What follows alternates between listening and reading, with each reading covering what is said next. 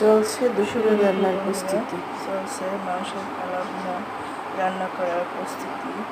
এখানে আমি গোটা একটি মুরগির অর্ধেক পরিমাণ নিয়ে নিয়েছি, যেহেতু আমরা পরিবারের লোক সংখ্যা মাত্র 2 জন। এখানে আমি দেখুন বন্ধুরা মাংসটা ধুয়ে নিয়েছি, দিয়েছি গোটা তেজপাতা, এখানে 1 চা চামচের একটু পরিমাণ বেশি হলুদ গুঁড়ো, 1 চা চামচ পরিমাণ মরিচের গুঁড়ো, আদা বাটা, জিরে বাটা, এখানে আছে রসুন বাটা, 1/2 চা চামচ ধনে গুঁড়ো, আর এখানে আছে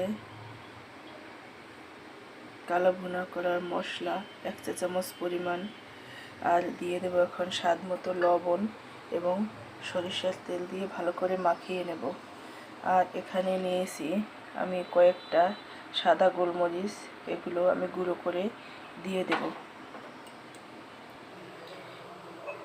বন্ধুরা আমি এখানে গোলমরিচের গুঁড়ো করে নেব, তারপরে মাংসের ভিতরে দিয়ে দেব।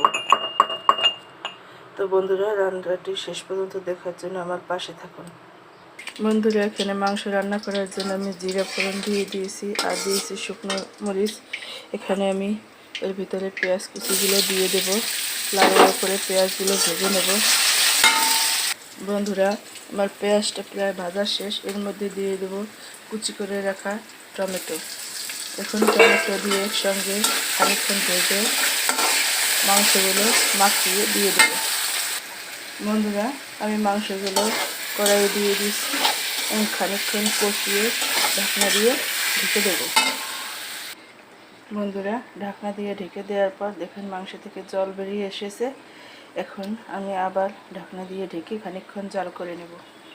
বন্ধুরা দেখুন তো মাংসের কালারটা কত সুন্দর হয়েছে। এখন আরও আমি ঝোলটা টানিয়ে নেব।